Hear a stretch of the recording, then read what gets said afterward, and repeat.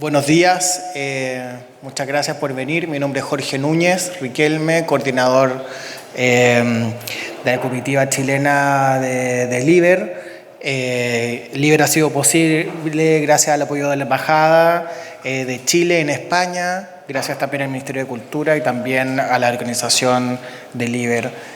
Hoy vamos a tener esta actividad llamada Chile en la voz de sus creadores y creadoras, diálogo sobre Gabriela Mistral, en la cual van a participar el escritor Christian Geisay, la poeta Valentina Marchant, la escritora Micaela Paredes y modera el escritor Jesús Ponce Catalán, a quien le cedo la palabra y agradezco a todas y a todos por haber venido a esta conversación.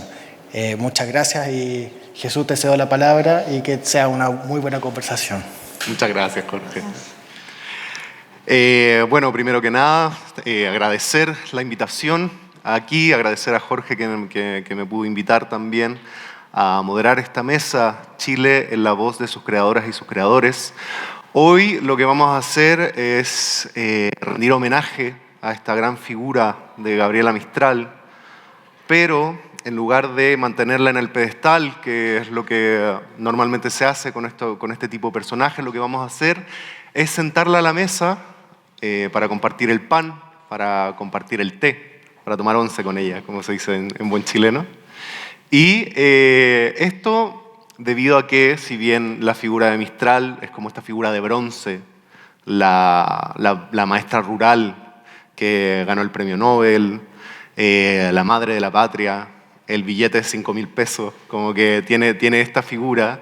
Últimamente lo que se está haciendo es, ¿cómo se llama?, una recuperación del archivo de Gabriela. Se han abierto muchos frentes que no se conocían de ella y con el trabajo de muchos pensadores mistralianos y no mistralianos también, y ha ocurrido lo que a mi parecer es una proliferación de Mistrales. Como que han aparecido Mistrales que quizás antes no se pensaban o no estaban tan difundidas como quizás deberían haberlo hecho.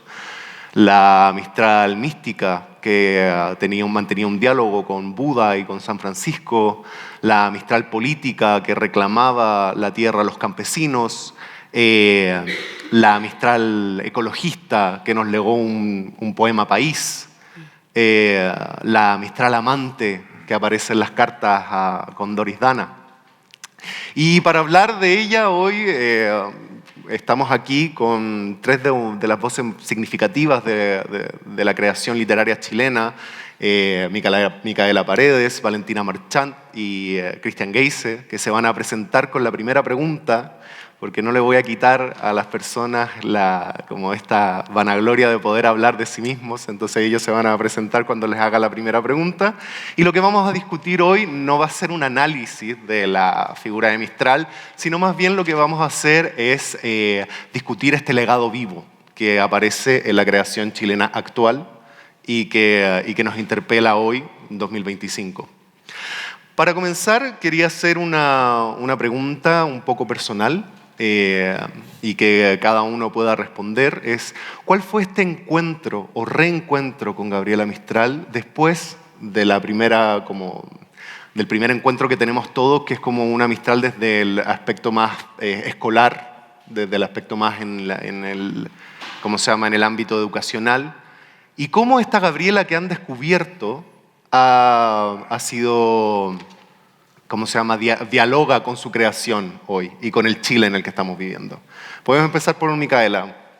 Vale, gracias Jesús por tu presentación, gracias a todas y a todos por estar acá, es rico estar compartiendo la mesa con acento chileno, se siente querido esto. Mira, yo creo que en mi caso, como bien dice, yo creo que todos en Chile, dejo de sonar, ¿no? Sí, ahí. Todos en Chile estamos acostumbrados a que en el colegio rondas, incluso a veces son como parte de los bailes folclóricos que hacemos a fin de año. Y yo creo que mi acercamiento a Mistral fue tardío en el sentido de que yo estudié literatura, un poco sin saber qué hacer con mi vida, no porque de verdad fuera una ratona de biblioteca. Y en esos primeros años de universidad, en que también coincidió con que empecé a escribir poesía, Me enamoré de la música rara en Mistral. Ese fue mi primer acercamiento, más que temático, más que de la figura de ella como mujer en sus diferentes dimensiones. Entré en los libros de Mistral muy entusiasmada, yo además, porque mi búsqueda en un comienzo tenía mucho que ver con las cosas friki de la métrica. A mí me encantaba la métrica, me enamoré de la música, sin tener idea de la tradición española, del modernismo, eso como que fue apareciendo, pero cómo suenan las cosas cuando tienen una estructura. Y cómo esa estructura, lejos de ser un asunto como de un conjunto de reglas vacías, es un ritmo, es una intuición, es algo que entra por el oído, es algo que se siente con el cuerpo. Y la música en Mistral es muy extraña, porque rompe de alguna manera con las típicas reglas que se venían haciendo hace ya muchísimos años, desde lo heredado por la tradición española. Y uno escucha Mistral, la siente y dice, ¿qué pasa aquí? Que suena como extraño, como que lo que el oído está esperando escuchar no pasa. Y hay como ciertas trabas. Y tienen todo que ver con lo difícil que es la experiencia que se cuenta en los poemas. Entonces por ahí empecé, como tratando de estudiar un poco qué era lo que pasaba con esos metros, con esos ritmos, con esos acentos extrañamente puestos en los sonetos de Mistral, por ejemplo. Y era algo que, claro, que no podía compartir con mucha gente porque no es algo de lo que se pueda hablar. Entonces fue también como un encuentro muy solitario con ella, leyéndola en voz alta.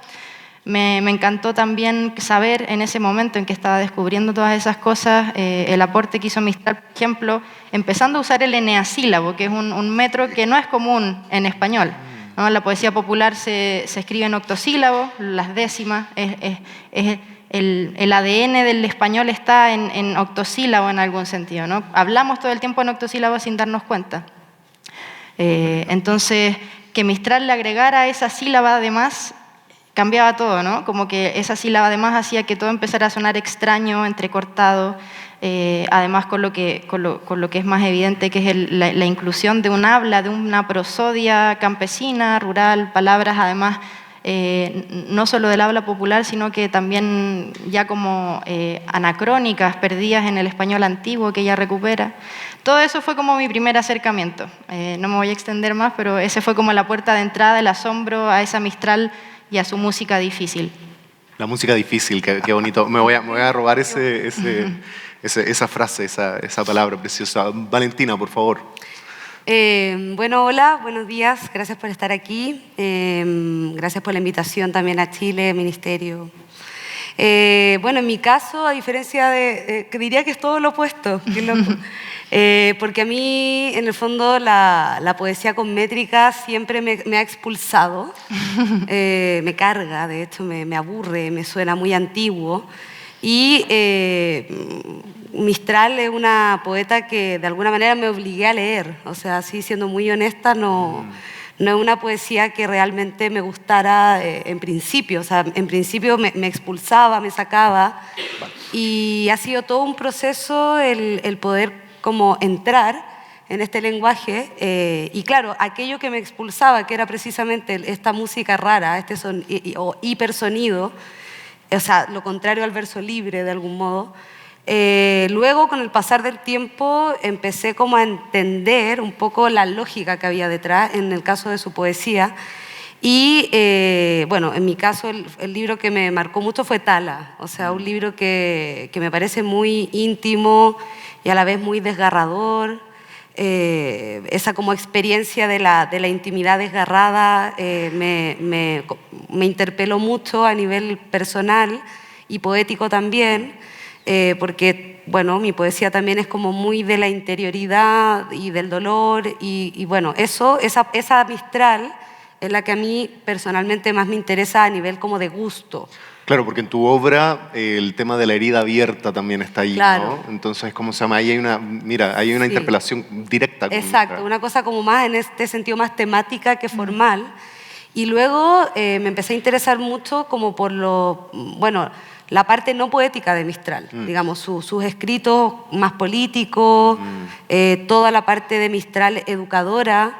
Yo también, bueno, además de estudiar literatura, estudié pedagogía, vale. Y ahí empecé a entrar en una Mistral maestra de maestras, y bueno, que también me interpeló mucho su mirada como respecto a la educación y la educación poética también. Y cómo, de alguna manera, como no subestimar a los niños y a las niñas, sino que entregarles también este lenguaje poético como en el juego.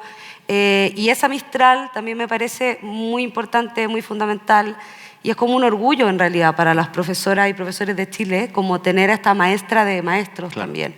Entonces, como que en ese sentido ha sido mi acercamiento a Mistral progresivo. Yo creo que es una poeta difícil, muy, como dices tú, muy compleja, con muchas caras, una persona realmente que hizo de todo. Entonces, y su poesía es una parte, pero no es la única parte de Mistral. Ahora, una poesía extraordinaria y además otra cosa que siempre me ha llamado mucho la atención, contrario a lo que pasa hoy día, es una autora que no tiene 15 libros de poesía. Sí. Y eso también me parece a destacar. O sea, como que en pocos libros, ella logró plasmar una voz personalísima, una mirada del mundo muy particular. Y eso también es algo que me llama mucho la atención y creo que también posibilita que uno pueda abordarla, es decir, leerla más de una vez. Uno puede leer su obra completa muchas veces. Claro. Entonces eso también me parece particular de Mistral. Genial, muchas gracias, Valentina. Sí, una cosa para que vayamos entendiendo, hay un rescate del trabajo de Mistral, de esta como Mistral expandida, que lo han hecho, por ejemplo, los cuadernos pedagógicos por la editorial de la Universidad de Valparaíso, donde Ernesto Pfeiffer creo que hizo también un gran trabajo allí. Y bueno, fue el mismo Ernesto que me comentó que Mistral, ¿cuántos libros tenía cuando ganó el Nobel? Creo que fueron 4 libros que tenía, o 2 libros publicados, que no es mucho. Pero bueno, Cristian, por favor, pasemos contigo. Ya, pues. Son como las 5 de la mañana en mi cuerpo.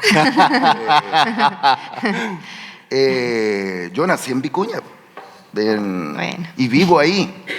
Es decir, como que vivo sumergido en ella. Y creo que si soy escritor y no otra cosa es debido a su presencia, porque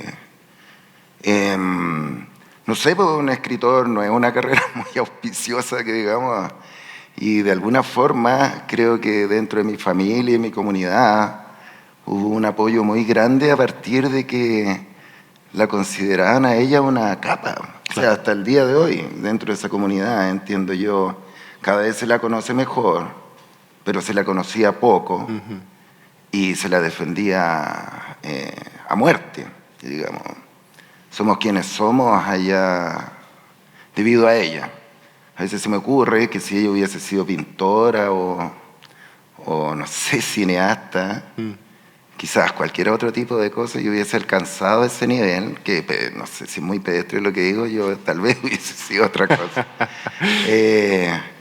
Pero nada, pues yo crecí leyéndola y no sé si hasta cierto punto al principio deseando parecerme y luego en este gesto que es un poco real de matar a la madre o al padre, recuerda esa cosa horrible que dice Harold Bloom, que quizás no es cierto, pero en su momento dije ya, si quiero hacer algo auténtico tengo que salirme de ahí, pues. Sí, claro. Y me prometí por años no mamar de la teta de Gabriela Mistral. Y sin embargo la observaba con el respeto que entendía que admiración, temor reverencial, no sé cómo llamarle. Y eso fue durante mi infancia y durante la adolescencia en realidad, en que me separé mucho. No veía yo la influencia de los poetas en ella. Yo al principio quise ser poeta y así, pero de verdad, suicidamente. Todos íbamos a ser poetas. Bien. Y en su momento escribí un libro inventando poetas que se llama Los hijos suicidas de Gabriela Mistral. Yo no veía la influencia de ella en los poetas. Con el tiempo me he dado cuenta de que estaba algo equivocado. Y entonces generé una antología de poetas Se llama Los hijos suicidas de Gabriela Mistral. Por una estupidez, no sé. Porque mi cumpleaños, que es el 13 de agosto, coincide con lo que yo pensaba era el suicidio de su hijo. Y su hijo, su querido hijo, Jin, tomó arsénico el 13 de agosto. Murió el 14 porque es una muerte lenta y súper dolorosa. Al principio lo tomé muy ligeramente, de ahí saqué el nombre y generé a estos poetas que eran todos suicidas. Ahora, no sé, siento un poco de vergüenza por la ligereza con la que tomé ese asunto, porque en su momento lo investigué con más intensidad y me di cuenta de la desgracia que a ella le ocurrió. Es realmente una tragedia de la cual ella sale muy mal, muy mal.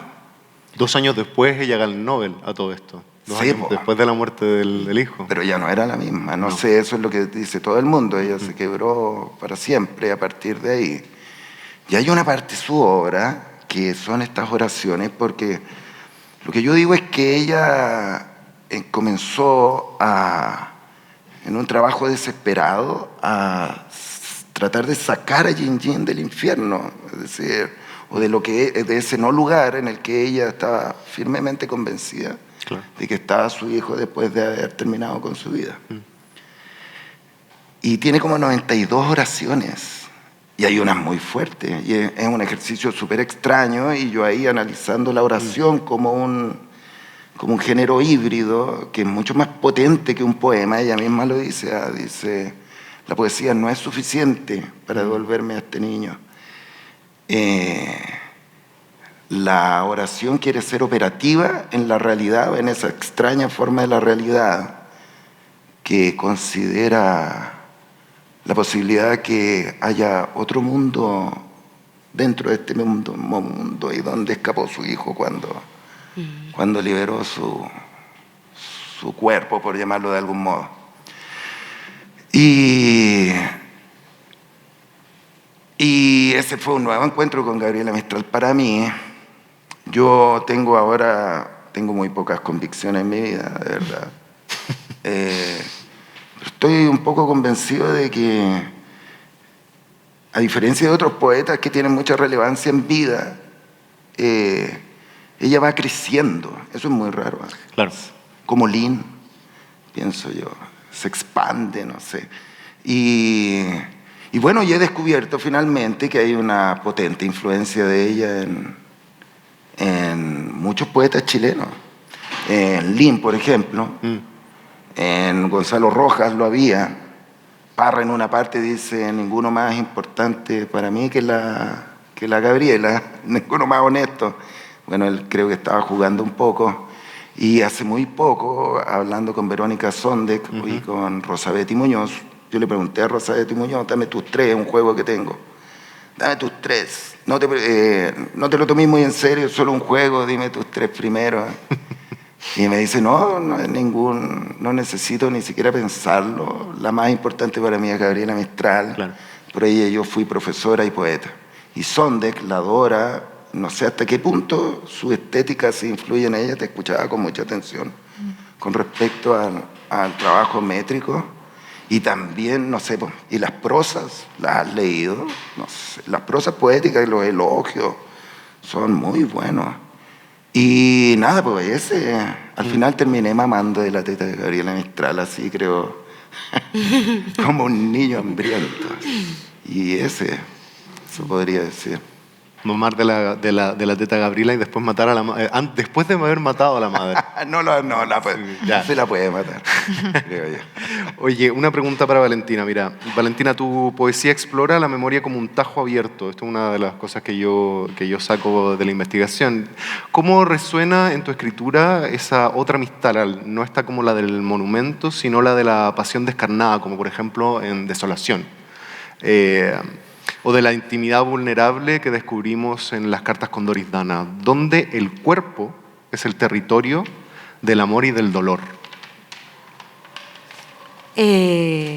Está como para escribir una tesis. Estamos para escribir una tesis, claro, pero también, obviamente, vinculado a tu obra. Sí, yo, claro, precisamente un poco lo que estaba diciendo antes, ¿no? Como que creo que Mistral, bueno, un poco tomando lo que decía Cristian, o sea, Mistral es como una madre no solo para los poetas de Chile, sino para las poetas también latinoamericanas. Es una de las madres importantes de América Latina, junto con Alfonsina Storni, con Delmira Agustini. O sea, son como referentes, mujeres que estuvieron antes que nosotras y que de alguna manera, si vamos siguiendo una línea genealógica, para mí Mistral en ese sentido representa un tipo de escritura producida por mujeres en donde precisamente el cuerpo es un espacio de exploración poética. Vale. Y desde ahí, esa es una de las lecturas posibles, ¿no? Sin querer como homogeneizar el concepto de escritura producida por mujeres, obviamente hay una diversidad, una heterogeneidad, etcétera, pero si algo nos enseñan estas madres, es precisamente que a partir de la experiencia como vital se produce poesía. ¿Y qué es lo que yo admiro de Mistral? Una de las cosas que más admiro es el distanciamiento que ella genera, o sea, como, a ver, ¿cómo decirlo? Ella no es autobiográfica necesariamente en su escritura, sino que precisamente a partir de un trabajo métrico, de un trabajo formal muy fino con la palabra, logra representar un dolor que trasciende al sujeto biográfico. Obviamente nosotros luego al leerla podemos como ir estableciendo los vínculos entre su vida, su obra, tras la muerte de su hijo, se produce un quiebre, eso evidentemente se expresa en su poética, pero esa distancia que para bien o para mal, en mi caso, representa la poesía, es algo que yo de alguna manera también trabajo en mi poética. O sea, no, me cuestan un poco las poéticas tan autobiográficas, tan referenciales, tan miméticas, y creo que Mistral lo enseña eso. O sea, por ejemplo, no sé, en el poema de Chile, cómo ella elabora una historia, Claro.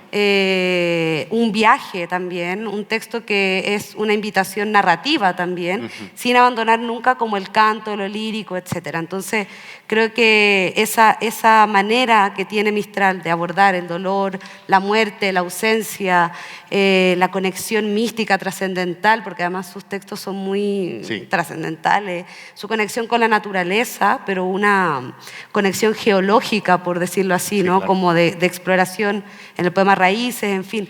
O sea, creo que en eso es una maestra y nos ha enseñado mucho. O sea, no solo a mí, sino que yo creo que, bueno, partiendo por toda la generación de los años 80 de mujeres y luego como hacia acá. Claro. Eso me parece muy interesante. Ser la herida y mirar la herida, ¿no? Al mismo tiempo, Sí, esa dualidad. pero sin la pose como de víctima, ¿no? Claro. O sea, sin ese como autovictimismo o autocompasión, sino como mostrar a partir del lenguaje poético. Eso me gusta. Muchas gracias, Valentina. Voy a seguir como con esto del tema del poema de Chile, porque, por ejemplo, en Mistral es su preocupación por la madre tierra en este poema, que es como el poema país que nos legó, no está separado de un clamor por justicia para el campesino y para los pueblos originarios, que también se ven en los recados, por ejemplo. Y para mí esto podría ser un eco de una misma lucha en sí, la lucha por la madre tierra y la lucha por el tema del campesinado y de los pueblos originarios. ¿Cómo ven ustedes hoy esa conexión entre territorio, cuerpo, espiritualidad y justicia social en sus propios procesos creativos y en el Chile actual? Vamos a partir por Cristian esta vez.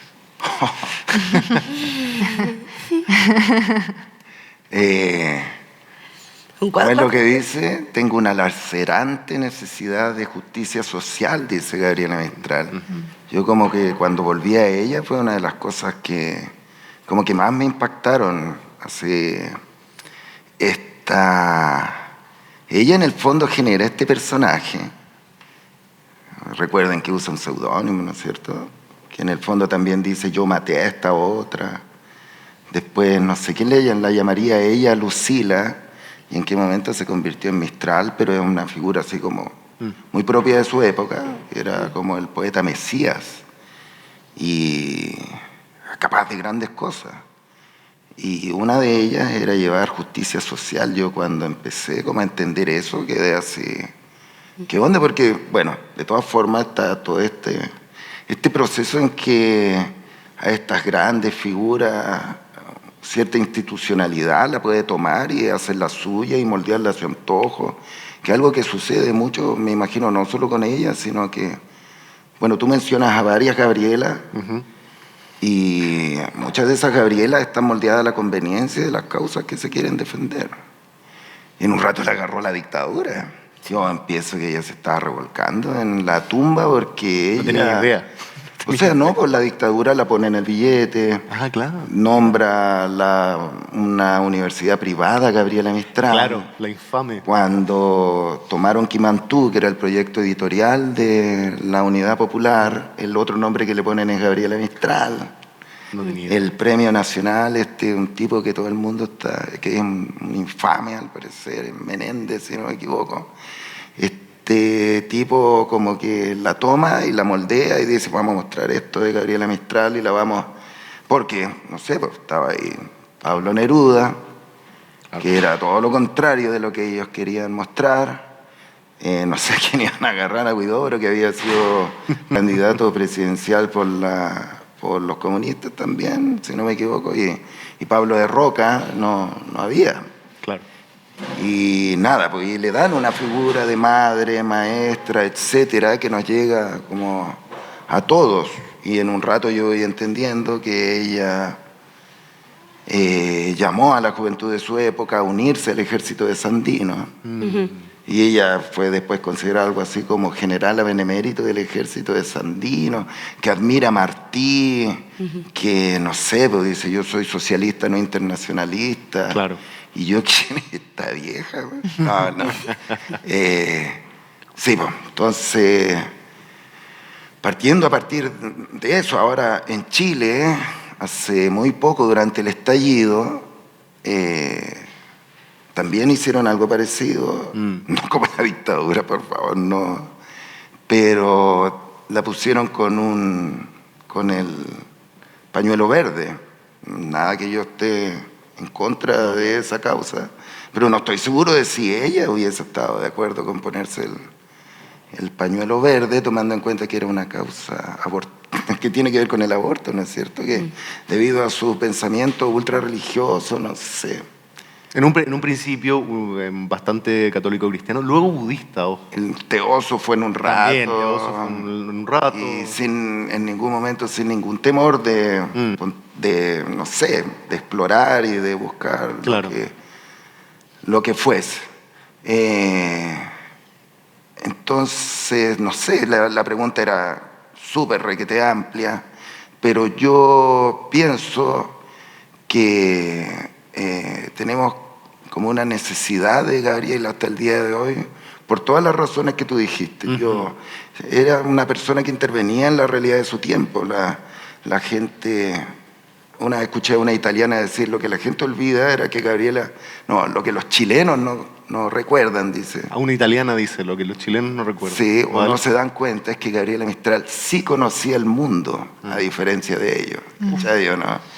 Hay que recordar que ella estaba aquí en Europa cuando estaba por comenzar la guerra, que intervenía en la política de su época, que después fue llamada a las Naciones Unidas, que, no sé, pues era una persona que efectivamente conocía el mundo y que era sumamente opinante, que intervenía, que tenía todas estas redes, ¿no es cierto?, que ella elaboraba en pos de esta como misión mesiánica que tenía ella, pues, que era traer justicia social al mundo y hacer de este mundo algo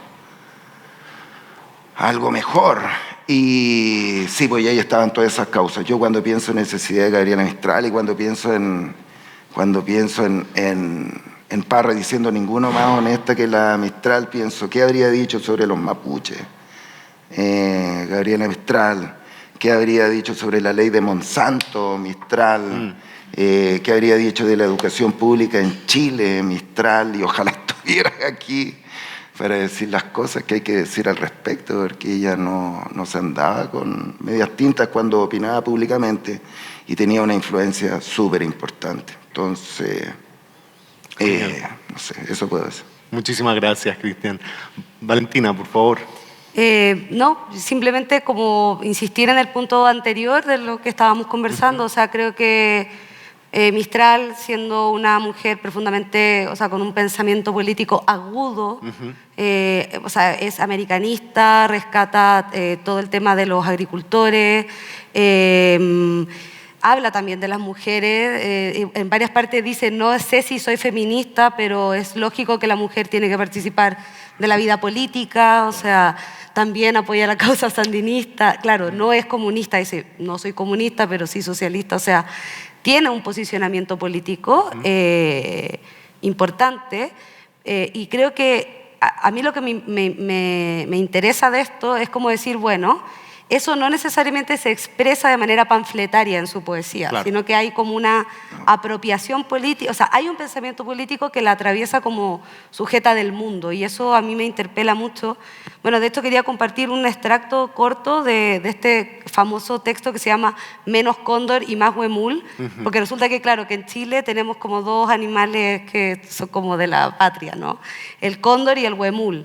Y creo que aquí se expresa mucho como de su pensamiento político. Entonces dice, los chilenos tenemos en el cóndor y el huemul de nuestro escudo un símbolo expresivo como pocos y que consulta dos aspectos del espíritu, la fuerza y la gracia.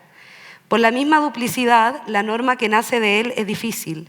Equivale a lo que han sido el sol y la luna en algunas teogonías, o la tierra y el mar, a elementos opuestos, ambos dotados de excelencia y que forman una proposición difícil para el espíritu. Mucho se ha insistido, lo mismo en las escuelas que en los discursos gritones, en el sentido del cóndor, y se ha dicho poco de su compañero heráldico, el pobre huemul, apenas ubicado geográficamente. Yo confieso mi escaso amor del cóndor, que al fin es solamente un hermoso buitre. Sin embargo, yo le he visto el más limpio vuelo sobre la cordillera. Bueno, ahí empieza a hablar del cóndor y luego rescata, digamos, la figura del huemul como este ciervo, o sea, como que su origen es el ciervo. Sí. Y aquí me parece que está condensado un poco el pensamiento mistraliano de cómo ella se fija en algo como que podría pasar desapercibido, ¿no? Claro. Como en estos animales fundadores de nuestra identidad nacional. A ella le importa mucho el tema de la identidad y establece una duplicidad. Sí, claro. Y claro, y dice, el cóndor es un buitre y como es fuerte igual, ¿no? Sí. Pero por otra parte tenemos al huemul, que es este ciervo que se mueve con gracia y que es bello y que es elegante y que es más femenino. Entonces, como que, claro, creo que ese pensamiento, esa relación entre estética y política de Mistral es la que a mí más me interesa. O sea, sin tener que hablar mucho, sin tener que, digamos, ser panfletaria, que es algo que a mí Sí, no, claro. no me gusta para nada, que la literatura caiga como en una agenda ideológica, Claro. Cualquiera sea. Sí es política, es profundamente política. Entonces, ¿Y tú crees que ahora ¿cómo se llama?, en los creadores literarios chilenos existe esta dualidad, este punto que no es ser panfletario, por ejemplo? ¿O cómo lo ves tú, desde tú, poeta? yo creo que hay autores que son panfletarios y otros que no. Vale. O sea, creo que como siempre, digamos, hay una heterogeneidad de poética en Chile. Y sí, hay autores que son, bueno, hay autores que les importa más el tema político y lo Vale. quieren tratar en sus textos. Bueno, el tema, tú sacaste el tema del estallido, yo creo que ahí hubo como un reflotar, pero claro, para mí lo político estaba más en la calle que en un poemario Claro. explícito sobre... Pero también que también está bien, ¿eh? O sea, Sí, yo no, creo no. que al final como que cada autor y autora podrá como tomar su camino, pero creo que en mi caso, creo que lo político en una propuesta poética hay que ser como bien inteligente para no caer en una cuestión que por ahí se quema rápido, Claro. ¿no? Y precisamente la poesía, que es o lo poético, esta mirada de lo poético, como la tiene Mistral, que se fija en estas cosas Sí, claro. y las resignifica, bueno, leemos este texto 100 años después y nos sigue como haciendo pensar. Entonces, eso creo que es lo interesante. Muy desde el punto de vista ranciero, ¿no? Estética y política es exactamente lo mismo, hasta, ¿cómo se llama?, cuando se crea. Sí, estaba pensando. Sí, qué heavy, ¿verdad? Sí, sí. Vamos, Mica, Ela. Uf, no sé qué más agregar. Estoy como dándole vueltas a la pregunta y concuerdo con lo que han dicho Valentina y Cristiani. Yo creo que desde mi perspectiva personal, lo que más me sigue asombrando y moviendo de esas diferentes dimensiones de Mistral y el hecho de que fuera eso, una mujer de acción. O sea, por una parte tenía una agudeza ideológica, política muy fuerte, pero que estaba siempre puesta en acción. Y ese mismo estar siempre en acción y en movimiento implicaba muchas contradicciones. Y eso también a mí me encanta de Mistral, que es una mujer llenísima de contradicciones en todas las dimensiones posibles, en lo afectivo, en lo político, y que nunca renunciara a la belleza y a la verdad que hay en esas contradicciones. Claro. Entonces, pensaba ahora también que quizás este es un tema mucho más sutil, y vuelvo sobre lo del lenguaje, que es como un asunto que a mí siempre me interpela. El solo hecho de ella escribir como escribía era un asunto muy político. De hecho, porque en el fondo estaba creando un imaginario, o por lo menos no creándolo, pero encarnando en la literatura escrita, impresa,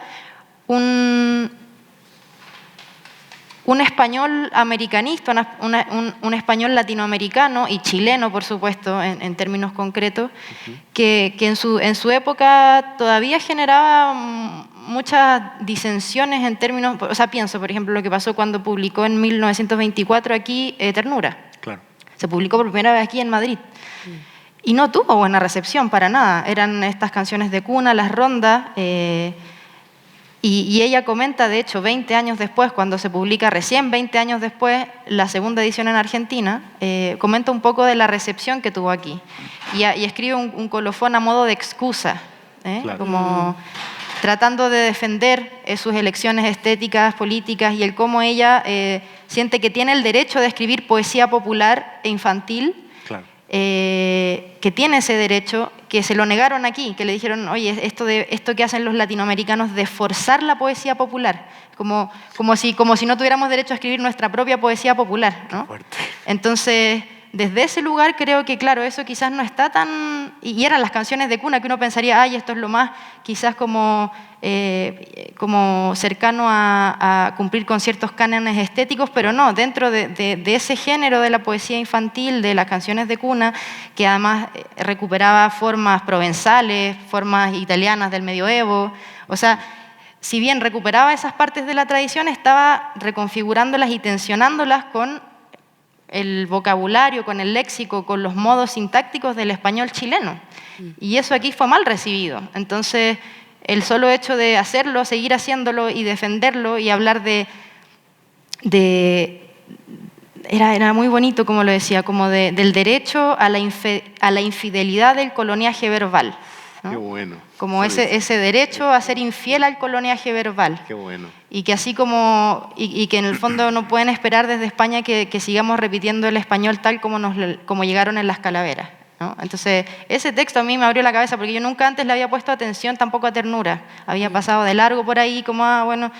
Y leer ese colofón con cara de excusa y después volver sobre las canciones de cuna, que son, o sea, están atravesadas por esto que te digo, por esa contradicción, el conflicto, por una oscuridad muy potente. Creo que eso también es súper social, es súper político y es lo que, no sé. ¿En tu creación, Micaela, existe ese trabajo con el lenguaje? Sí, obvio, obvio. O sea, sobre todo yo creo que en mi primer libro, que es un libro un poco como de mímesis, de formas, así que como medio anacrónico en ese sentido. Yo me enamoré de Mistral, o sea, lo que dije al principio, y poder jugar con esos ritmos, con esas extrañezas, y hacerlo también incluso como un gesto político de reivindicar eso, porque a mí también me pasó que empecé a escribir, no sé, y escribí un par de sonetos, sextinas, décimas, y personas que no me conocían de inmediato me pusieron el casillero de persona conservadora, casi del Opus Dei, no sé, como que sacaron mucho rollo así como de quién soy yo políticamente, y no es así. Entonces, claro. En eso también Mistral para mí es una bandera, así como... Una bandera para esa patria imaginaria, ¿no? Hay un texto que yo recuerdo tuyo, que no sé dónde sale, del tema de la patria imaginaria. De que hablaste, sí.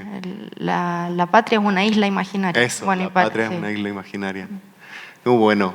Vale, muchas gracias, Mica. Bueno, hemos hablado un poco del tema de la Mistral mística, pero no hemos tocado un poco el tema de la Mistral amante, como en sus cartas a Doris Dana, como una pasión amorosa que tiene una intensidad como casi espiritual. Y en su poesía mística hay como una fisicalidad también muy potente. Estamos hablando de esta contradicción de la que tú decías, como el amor puro, que es, ¿cómo se llama?, idea, pero también el amor carnal está ahí, en esas cartas. ¿Dónde crees que se toca o se confunde la búsqueda espiritual y la experiencia del amor en el cuerpo en la obra de Mistral? O sea, o quizás en la de ustedes. ¿Dónde está esa dualidad en sus obras? Vamos a partir por Valentina. La pregunta. Sí. No sé. A ver, bueno, en Mistral yo creo que siendo una mujer de la época a la que le tocó vivir, digamos, obviamente también como que hay un ocultamiento, pero no un dejar de lado la tensión, digamos, la tensión erótica, y cómo te puedes también erotizar con un árbol, con un paisaje. Entonces, efectivamente, claro, esta dimensión más romántica, pasional de Mistral la podemos ver aquí en estas cartas, pero quizás no tanto en su poesía, o no es tan evidente, o está camuflada, ¿no? O sea, Claro. digamos su lesbianismo, ¿no? Su postura homoerótica. Entonces, en ese sentido, creo que Mistral, igual como hablábamos antes, es una autora que pone en el cuerpo del paisaje, en el cuerpo del otro, una tensión, hay un diálogo ahí, hay una interpelación con el otro. Y en mi caso, no sé, yo creo que, bueno, creo que la poesía igual es un espacio de exploración con el otro, Vale. o con ese gran otro. Y en ese gran otro que puede ser una persona o puede ser también, volviendo atrás, como un árbol, un paisaje, una experiencia vital. Y en ese sentido creo que Mistral también es como maestra del camuflaje y de la tensión. Claro. Y eso a mí me gusta. O sea, creo que es algo que, bueno, que volviendo también a lo que decía antes, no es tan evidente lo que ella dice, no es tan directa, sino que se da una vuelta. Claro. Pero sí, eso, no sé. Genial. Micaela, cuéntanos. A mí lo que siempre me ha removido la carne es justamente eso, es como ese acercamiento difícil, oscuro, lleno de muerte a la carne. O sea, el amor siempre es sufrimiento, siempre está atravesado como por esa mirada también muy cristiana, del amor cristiano que duele, que la carne pesa, que está atravesado por el sufrimiento y que a la vez en eso hay una cierta redención posible o no. Yo siento que desde el comienzo en que están estos poemas más místicos, cuando habla de Dios y habla de Dios de una manera muy carnal también, muy del cuerpo sufriente de Cristo, y después eso también cómo se percibe en su propia experiencia del amor, que siempre fue llena de contradicciones, de ocultamientos, o sea, no sé, y la parte también que a mí me sorprendió mucho cuando me encontré con esa Mistral ruda, masculina, que habla en masculino, de hecho, que cela a Doris, Claro. que de alguna manera es súper machirula. Es como un machirulo, ¿no? Como, entonces Claro. es brígido, porque uno piensa, bueno, esta mujer que se la ha revestido también de este manto de la Santa, de la Virgen, de la Gran Madre, y por otra parte con este como blanqueamiento de su lesbianismo, que también debe haber estado lleno de contradicciones Claro. personales, digo. Entonces, eso a mí me... Genial. Muchas gracias, Mica. Cristian. Yo me falta esa parte, ¿Sí? como que es una parte que no he explorado, que me parece súper importante explorar, porque estoy seguro de que en ese tiempo la gente escribía cartas sabiendo que iban a ser leídas después. Claro. Entonces eran literarios dentro de sus cartas. Es un género muy extraño, muy bello al mismo tiempo. Y yo pienso que ella escribía sabiendo que en algún momento eso se iba a saber, y creo que ella estaba hasta cierto punto previendo eso. Entonces creo que es una causa que debido a su tiempo ella, no sé, pues no pudo defender, pero me parece que hoy en día hubiese defendido con la misma, no sé, apertura y valentía con la que defendía todas las causas que ella consideraba reales y justas. Entonces, de verdad que me falta esa parte de la tarea, de verdad que la tengo pendiente. Esto se viene sabiendo, no sé, no he tenido acceso a esas cartas que sé que están Al publicadas en libro. un libro precioso, me han dicho, que sacó Pedro Pablo Segers. ¿Cuánto? Doris, querida mía, una cosa Sí, así. pero después hubo una reedición con otras cartas. Sí, ¿no? Sí, eh, también. Pero sí, el primero fue Segers. Es como es parte del giro que hablabas tú, ¿no? Sí. Como rescate de ir sacando archivos Ujú. y de ir, sí, pero... Que también en Ediciones del Cardo también creo que es el que hace una buena recuperación de ese tipo de archivo. Sí, así que no es mucho lo que pueda decir. ¿No? Pero sí lo tengo. Es una tarea pendiente. Sí, mira, yo cuando estudié allí en Yin y leí las cartas que escribía con Palma Guillén, para mí era evidente que ahí había como una relación, no sé, amorosa encubierta, como dicen ustedes, como que una era el padre, la otra la madre. Le dice, vente inmediatamente, tratan de arreglar esto del niño Ya. que tuvieron. Y claro, pues era fundamental, dije yo. Y me faltan las cartas de Palma, que no sé si sean, o no son las de Palma, tengo ahí una confusión. Pero sí, pues creo que en esa última etapa es donde ella se abre más mediante esta estrategia. Porque al principio cuando ella escribe cartas de amor, o sea, poemas de amor, lo hace a hombres, Sí. como dices Claro. tú. Y tiene unas cartas de amor, no sé si con Federico Magallanes Moura o no. Claro, entonces muestra esto y yo creo que era un ejercicio más literario. Claro. O como dice la Mica también, como también la contradicción, ¿no? Las Sí, claro. contradicciones, como que no... ¿Cómo saber qué es la verdad y qué es la verdad y qué es la mentira? mentira en ¿No? O sea, eso, como ¿no? que... es O qué complicado. juego también, estos Claro. juegos como de lenguaje. Sí, es verdad. O sea, no sé. Sí, entonces de verdad que no puedo responder muy bien.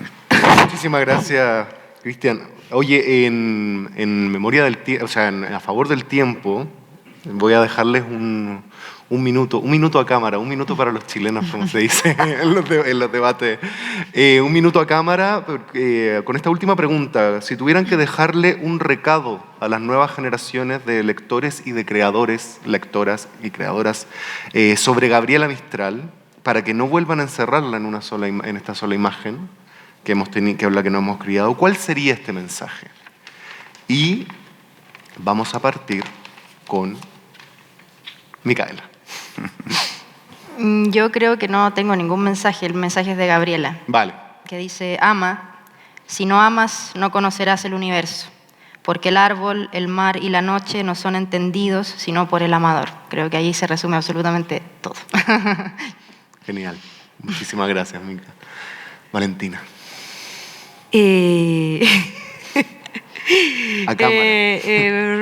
Que leer a Mistral. O sea, que hay que leer a Mistral pese a que pueda parecer difícil, que es un poco lo que me pasó a mí. O sea, que hay que saltarse esa... todo prejuicio. La única opción es leerla y disfrutarla.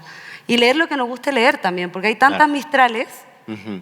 que da para todo. O sea, así que yo eso diría, como... Leer a pesar y a favor de todo. Sí, eso. Muchas gracias. Bueno, existe una imposición para leer a Gabriela Mistral que le ha hecho mucho daño. No sé, lo menciona Grino Rojo en su libro, dice a mí como que me la impusieron y sentía un activo de ella. Entonces yo lo veo ahí en mi querido pueblo de Vicuña, tienen chato a los niños con Gabriela Mistral, le sucede, no sé, pero como le sucedió a Grino Rojo, dijo, ya, pucha, la voy a leer sin ningún tipo de prejuicio ni nada, y dijo, qué demonio.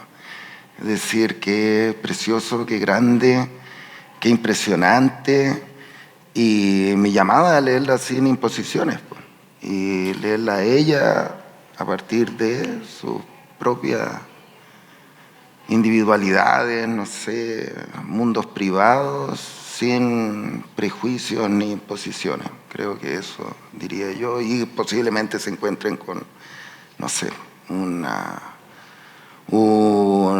no sé si usar la palabra espectáculo, pero no sé, una experiencia estética, estética es una palabra que usan, realmente deslumbrante. Así que eso. Bueno, muchísimas gracias, muchísimas gracias. Ha sido realmente increíble esta conversación.